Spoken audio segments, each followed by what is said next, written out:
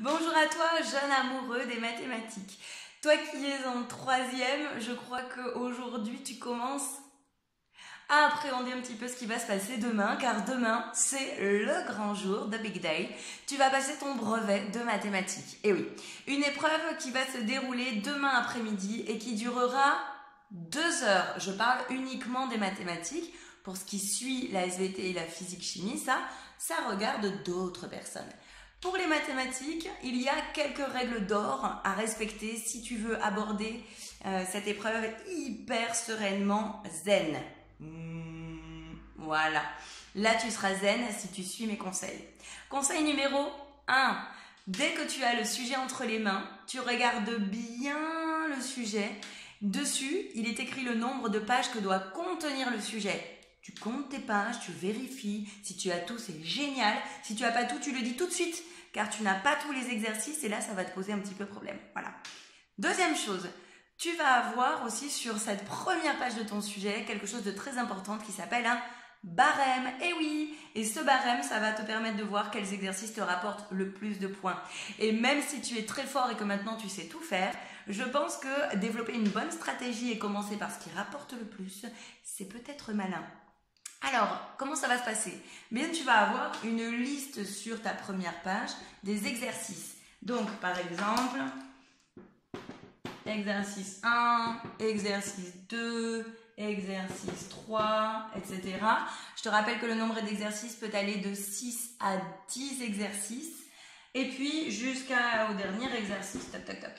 Total des points des exercices. Au total, 45 points. Ok, la somme des points des exercices vaut 45. Mais l'épreuve est sur 50. Et oui, l'épreuve est sur 50 points. Donc, il y a quelque chose de très important. Combien reste-t-il de points ici qui ne sont pas encore attribués? Oui, bravo. 5 points. Si tu effectues la soustraction de 50 par 45, tu obtiens 5. 5 points qui sont consacrés à l'orthographe, au soin de ta présentation, à la façon dont tu rédiges tes phrases et ton argumentation. 5 points, et là ça mérite du rouge. 5 points sur 50 égale, si je simplifie par 5 au numérateur et dénominateur, 1 point sur 10, c'est-à-dire 1/10 de ta note que tu peux obtenir hyper facilement. Donc déjà, facilite-toi la vie, respecte ces choses-là et tu auras 5 points. Pour le reste, regarde les barèmes et ensuite explore le sujet en entier. Première chose que tu fais pendant ton épreuve, tu lis en entier ton sujet. Tu regardes très rapidement tous les mots qui te font penser aux notions mathématiques que tu as apprises pendant l'année. Exemple.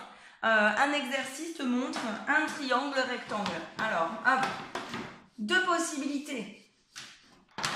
Soit tu as un triangle rectangle dont on va te donner par exemple 2 longueurs. Et puis tu en cherches une troisième. Triangle rectangle, 2 longueurs, j'en cherche une troisième. Théorème de Pythagore. Ok, ça tu dois y penser tout de suite. Ensuite, si jamais j'ai 3 longueurs, et qu'on me dit ce triangle te semble-t-il rectangle? Ah, réciproque du théorème de Pythagore. Si jamais tu as un triangle rectangle, des mesures et la mesure d'un angle aigu. Trigonométrie, il s'agit du cosinus, du sinus ou de la tangente, etc., etc. Je vois un schéma avec 2 triangles imbriqués dans l'autre. Probablement que ta laisse se cache derrière. Tu as des parallèles, etc. Donc tout ça pour te montrer l'exemple et te dire, toutes les figures que tu vas voir, tous les textes que tu vas voir, cela va te faire penser tout de suite à des notions que tu as apprises pendant les 4 années du collège. Et tu dois te les noter sur le sujet à côté. Tac, tac, tac, Pythagore, Thalès, tu notes tout. Une fois que tu as tout noté, tu commences par les exercices 1 qui payent le plus, 2 dans lesquels tu es le plus à l'aise. D'accord? Quand tu bloques sur une question, tu laisses tomber la question. Tu y reviens plus tard quand tu as du temps, tu fais quelque chose dans lequel tu te sens mieux. Ensuite, une dernière chose très importante concernant ton sujet, quand tu regardes un exercice, regarde-le en entier. Lis toutes les questions. Il semblerait qu'il soit possible que tu puisses faire n'importe quelle question sans avoir fait celle d'avant. Donc, tu es capable de rattraper même la dernière question d'un exercice sans avoir fait celle d'avant. Ne te laisse pas berner par un début d'exercice qui te semble difficile. Tu es capable de le faire. Ok? Bon. Ensuite, là, on a parlé du sujet et de comment tu dois l'aborder. Alors, il y a une question très importante maintenant, c'est celle du brouillon. Donc, ce qui est formidable le jour du brevet, c'est que tu n'as pas à taxer une copie double à ton copain parce que tu as encore oublié de préparer la tienne. Et non, on te fournit la copie. Alors, on te dira comment présenter la copie. En haut, il y a un bandeau, on va te dire quoi mettre dans quoi. Tu regardes, tu écoutes, tu observes ce que les correcteurs, enfin, ce que les examinateurs, ceux qui vont te surveiller, ce qu'ils auront écrit au tableau, tu recopies, tu es attentif et ça se passe bien. Ok ? Donc ta copie, tu remplis ça. Après, tu fais tous tes exercices en mettant le numéro de chaque exercice, etc. Et en bas à droite de ta copie, tu vas voir, il y a des petits pointillés, un slash, des petits pointillés. C'est pour que tu dises quel est le numéro de la feuille que le correcteur est en train de regarder. Exemple, tu as rempli 6 pages en tout. Première feuille, 1 sur 6. Deuxième feuille, 2 sur 6. Troisième feuille, 3 sur 6. Jusqu'à 6 sur 6. Ok ? Bien. Le brouillon. On te fournit également des feuilles de brouillon de couleurs pour que tu ne triches pas avec ton voisin qui aura une couleur différente. Et puis de toute façon, tricher n'est pas jouer. Et puis en plus, je te rappelle que tu n'as que 2 heures, donc tu n'as pas le temps de baliverner sur des expectations que tu aurais éventuellement aperçues sur la copie d'un voisin, puisque de toute façon tu es très bien préparé et que tu vas maîtriser tout ça tout seul comme un grand. Donc sur ton brouillon, fais l'essentiel, va vite, mais ne rédige pas en entier, tu n'auras pas le temps de tout faire. Ok ? Ensuite, quand tu rédiges sur ta copie, ne fais pas de phrases inutiles pour brasser du vent et remplir de la copie. Le correcteur n'est pas dupe. Voilà, je corrige, je peux te le dire. Par contre, une syntaxe bien réalisée, ce sera toujours apprécié. Lire du français est toujours plus agréable qu'essayer de décrypter quelque chose qui ne veut rien dire. Bien. Je te rappelle en passant qu'une phrase commence par une majuscule et termine par un point. Ensuite, donc, tu as ta copie, tu as ton brouillon, ça, c'est bon. Par contre, toi, tu dois apporter du matériel. Oui, la calculatrice. Je te rappelle que la calculatrice est autorisée pour l'épreuve du brevet et que tu as tout intérêt de t'en servir intelligemment pour vérifier tes calculs, pour lever un doute, pour réaliser une table de fonctions. Bref, c'est ta meilleure amie après ton cerveau.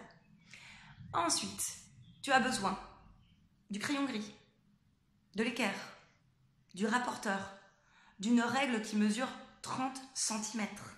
Tout ça parce que tu peux avoir à construire des figures géométriques sur ta copie. Tu auras donc également besoin d'un compas et puis aussi des stylos, etc. pour écrire et pour te corriger si tu as fait des erreurs. Donc, ton matériel, tu le soignes, tu l'apportes et tu n'as... excuse-moi, j'ai eu un petit moment de faiblesse. Et tu n'auras aucun problème, d'accord ? Bon. Maintenant, pendant l'épreuve, tu paniques un petit peu, tu es perdu, oulala, je ne sais plus rien faire. Personne ne peut rien pour toi. Tu es seul, tu dois donc te reprendre en main. Tu poses ton stylo, tu inspires, tu expires. Tu regardes à nouveau ton sujet, tu te fais confiance. Tout le monde peut faire plusieurs exercices dans le brevet. D'accord ? Bon. Maintenant, mon dernier conseil, il est très simple. Fais-toi confiance. Tu es prêt. Presque. Mais c'est pas grave, parce que tu vas te souvenir de plein de choses et que tu seras fier de toi à la sortie parce que tu as donné le maximum. D'accord ? Donc, cette épreuve du brevet, c'est une première épreuve pour toi. Il faut que tu la soignes et il faut que tu soignes la personne qui va corriger ta copie. D'accord ? Sois agréable avec cette personne, fournis-lui un beau travail et n'aie pas peur, toi, de t'engager et d'écrire. Ah oui, une dernière chose, dans le doute, Plutôt que de laisser toutes tes bonnes réponses sur ton brouillon, copie-les sur ta copie. N'économise aucune phrase, n'économise aucun calcul. Tu dois être précis et justifier toutes tes réponses. À chaque fois que tu donnes une réponse, il doit y avoir les calculs et à la fin, n'oublie pas de préciser l'unité de la valeur que tu as trouvée. Bien, je pense qu'avec tous ces conseils, tu mérites au moins un 30 sur 50, si ce n'est 50 sur 50. J'attends tes nouvelles, je verrai le sujet en même temps que toi demain. J'ai hâte. On en reparle après ? Merde. Oui, voilà. Alors, en revisionnant la vidéo, je me suis rendu compte que j'avais oublié de te dire quelque chose de très important et qui est arrivé très récemment en classe. Je pense le dire hyper souvent, mais apparemment, ça n'est pas encore enregistré pour tous, donc tu ne le sais peut-être pas. Ton sujet, tu vas le garder, tu ressortiras de la salle d'examen avec ton sujet dans la main. Ça veut dire qu'il est à toi et que tu fais ce que tu veux dessus. Donc, sur toutes les figures, tu reportes les longueurs, tu peux dessiner, tu peux surligner les mots importants. Donc, dans ton matériel, tu prévois les surligneurs, c'est très important. N'oublie pas ça et n'oublie pas, si tu as une annexe à remplir dans le sujet, ça sera précisé. Si tu as quelque chose à remplir sur le sujet directement, alors ça, tu dois le détacher des feuilles et le joindre à ta copie. Bien, maintenant tu es prêt. Allez, je te le redis pour la route.